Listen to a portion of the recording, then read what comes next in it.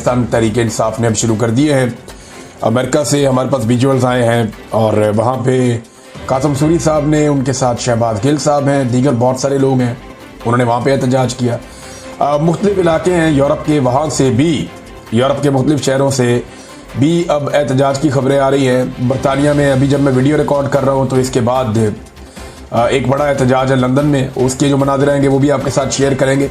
Australia में एहतजाज हुआ है, जापान में एहतजाज की तैयारियां हैं, तो हर जगह पे दुनिया में एहतजाज किया जा रहा है इमरान खान साहब की गैर कानूनी गिरफ्तारी और उसके बाद जो सलूक उनके साथ किया गया उस सारे मामले को लेकर पाकिस्तान में इंसानी हकूक़ की खिलाफ वर्जियों के हवाले से भी।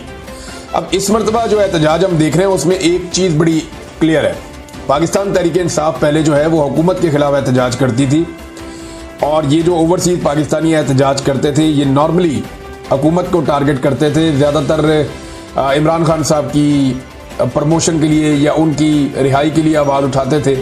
लेकिन यहाँ इस दफ़ा थोड़ी मुख्तलिफ है सूरत हाल, ना नवाज शरीफ का फ़ोटो है एहतजाज में, ना शहबाज शरीफ, ना किसी और की, ना जरदारी की, किसी की मजम्मत नहीं कर रहे जो ओवरसीज पाकिस्तानी है, वो सिर्फ हाफिज सैयद आसिम मुनीर साहब की मजम्मत कर रहे हैं, यानी वो फील्ड मार्शल की मजम्मत कर रहे हैं और ये इमरान खान साहब ने मोमेंटम बनाया। गुज़िश्ता इमरान खान साहब के अगर आप 1 दर्जन ट्वीट्स उठाकर देखें तो आपको ये बात महसूस हो जाएगी कि इमरान खान साहब ने अपना सारा जो बोझ है या अपना सारा जो निशाना है वो फील्ड मार्शल आसिम मुनीर की तरफ कर दिया है और वो ये समझते हैं कि फील्ड मार्शल आसिम मुनीर की वजह से ही जो कुछ हो रहा है वो इस मुल्क में हो रहा है और उनके बारे में बड़े सख्त बयानात भी इमरान खान साहब ने दिए हैं। तो अब ये लड़ाई, जैसे कि मैंने थोड़े दिन पहले आपको बताया था, ये इमरान खान वर्सेस आसिम मुनीर हो चुकी है।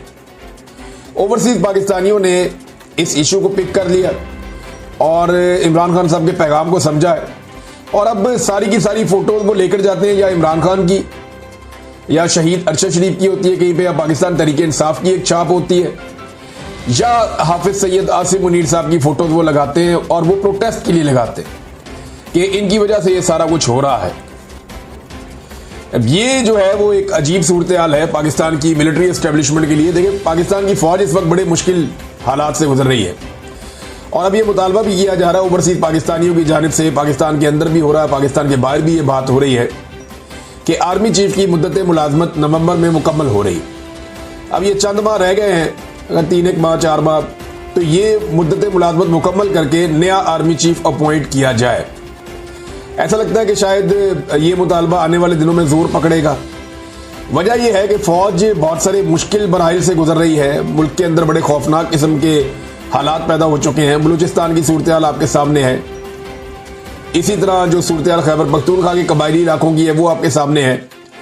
ऐसी सूरत हाल में फौज में एक ऐसा सिपह सलार होना चाहिए जो तमाम तबकात के लिए वो बिल्कुल न्यूट्रल हो या जो मुतनाज़ ना हो। लेकिन आसिम मुनीर साहब जो है वो पाकिस्तान की सबसे बड़ी पॉलिटिकल पार्टी की नज़र में मुतनाज़ दिखाई देते हैं। उनके एहतजाजों के अंदर देखिए, पाकिस्तान के अंदर तो लोग नहीं कर पाते ना, जो उनकी फ़ोटो उठाएगा या उनके खिलाफ एहतजाज करेगा वो चाचा साजिद जैसा उसके साथ हाल हो जाएगा। उसने खड़े होकर बारिश में तंग आकर एक जुमला बोला था, उसको उठाकर ले गया, उसके साथ क्या किया गया, अहमद फरहाद साहब के साथ क्या किया गया। बाकी जो लोग पाकिस्तान में आवाज़ उठाते हैं उन्हें गायब किया जाता है, उन्हें तकलीफ दी जाती है। बहुत सारे लोगों के साथ ऐसा हुआ, खवातीन तक के साथ ऐसा होता है। अभी हाल ही में सनम जावेद साहिबा जो है उन्हें दोबारा गिरफ्तार किया गया, दोबारा उन्हें निशाने इबरत बनाने की कोशिश की गई। तो ये मामला सिर्फ इस पॉइंट ऑफ व्यू का है कि आप मिलिट्री एस्टेब्लिशमेंट के ऊपर उंगली नहीं उठा सकते।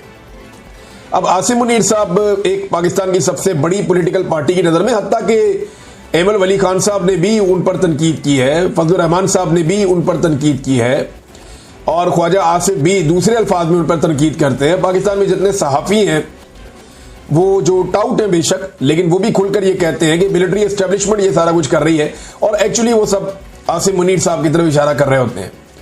तो अगर आसिम मुनीर साहब अपने वक्त पे रिटायरमेंट ले लेते हैं या वो रिटायर हो जाते हैं और एक एक्सटेंशन नहीं दी जाती तो ये मुल्क एक टेंशन से बच जाएगा।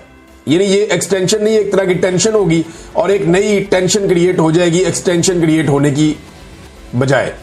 लिहाजा ये अब एक मुतालबा है, ये मुश्किल फैसला है लेकिन ये लेना पड़ेगा पाकिस्तान को, क्योंकि यहाँ पे जो भी आर्मी चीफ अपनी सीट पे आता है वो वापस जाना नहीं चाहता, वो इस ओहदे को छोड़ना नहीं चाहता।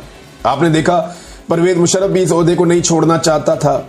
इसी तरह जनरल कियानी भी इस ओहदे को नहीं छोड़ना चाहता था, उसने एक्सटेंशन ली। फिर जनरल राहील शरीफ इस ओहदे को नहीं छोड़ना चाहता था, उसने बड़ी कोशिश की, उसको एक्सटेंशन नहीं मिली। फिर उसके बाद जनाब जनरल बाजवा इस ओहदे को नहीं छोड़ना चाहता था, वो तो एक मरतबा फिर एक्सटेंशन लेना चाह रहा था, हालांकि एक एक्सटेंशन उसको पहले मिल गई थी लेकिन फिर भी जाना पड़ा। अब ये आसिम मुनीर क्यों इस ओहदे को छोड़ना चाहेंगे, ये एक बड़ा सवाल है। कोई भी नहीं छोड़ना चाहता, लेकिन देखना ये होता है कि पाकिस्तान को और पाकिस्तान की अफवाज को क्या सूट करता है। इस वक्त तो हालात बहुत अजीब है। वो जो नारे पाकिस्तान के अंदर बाद लोग लगाते थे, अब हम दुनिया के अंदर सुनते हुए, यानी हम सुन रहे हैं, महसूस कर रहे हैं, तो ये फौज भी इस बात को जरूर महसूस कर रही होगी। दुनिया भर में एहतजाज की तरह नाजरीन पाकिस्तान के अंदर भी एहतजाज हो रहा है, जगह जगह पे हो रहा है, मोबिलाइजेशन हो रही है कि 5 अगस्त को लोग निकल आए। अब 5 अगस्त को लोग कैसे निकलेंगे, ये बड़ा सवाल है। देखिए, सदीक जान ने एक बड़ी जबरदस्त बात की और ये मैं उनकी बात से इत्तफाक करता हूँ। पाकिस्तान के अंदर ना लोगों की अक्सरियत या 90-95% लोग वो ये चाहते हैं कि मुल्क में इनकलाब आए, मुल्क के हालात ठीक हो जाए। अगर 25 करोड़ में से चंद हजार थोड़े से लोग आप निकाल दें तो बाकी सारे लोग यही चाहते हैं कि पाकिस्तान में इनकलाब आ जाए, पाकिस्तान के हालात ठीक हो जाए, पाकिस्तान की हालत बदल जाए और सुधर जाए और पाकिस्तान की सियासत में इदारों की मुदाखलत बंद हो जाए, अवाम के मैंडेट का एहतराम किया जाए, यहाँ पे रूल ऑफ लॉ होना चाहिए, ये सब चाहते हैं। लेकिन इसके लिए प्रैक्टिकली लोग निकल नहीं रहे। यानी ज़हनी तौर पे सब तैयार है, सबको ये चाहिए, सबकी ये डिमांड है, लेकिन उसके लिए लोग बाहर नहीं निकलते। लोगों को लगता है कि उनकी जगह पे कोई और एफर्ट करे और उन्हें बैठे बिठाए इनकलाब मिल जाए, तो ऐसा होता नहीं है। अल्टीमेटली लोगों को खुद ये करना पड़ेगा, खुद निकलना पड़ेगा, खुद एहतजाज करना पड़ेगा, खुद हिस्सा लेना पड़ेगा। चाहे वो 5 अगस्त को निकले, 14 अगस्त को निकले, बार बार निकले, वक्तन फवक्तन निकलते रहे। अब पाकिस्तान तहरीक इंसाफ ने जो जलसों की इजाज़त मांगी, उन्हें अभी तक जलसों की इजाज़त नहीं दी गई, क्योंकि पाकिस्तान की मिलिट्री एस्टेब्लिशमेंट इस बात को समझती है कि अभी भी अगर कोई बंदे इकट्ठे करने की एबिलिटी किसी सियासी जमात में है या किसी सियासी जमात के लिए लोग धड़ाधड़ खुद बाहर निकल आते हैं, तो वो पाकिस्तान तहरीक इंसाफ है।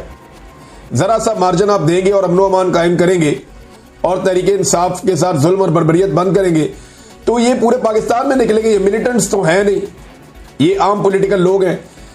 अब नादरीन, जो सरदार अब्दुल कयूम नियाज़ी साहब हैं आज़ाद कश्मीर से, पाकिस्तान तहरीक इंसाफ के रहनुमा, उनके छापे वापे मारे जा रहे थे।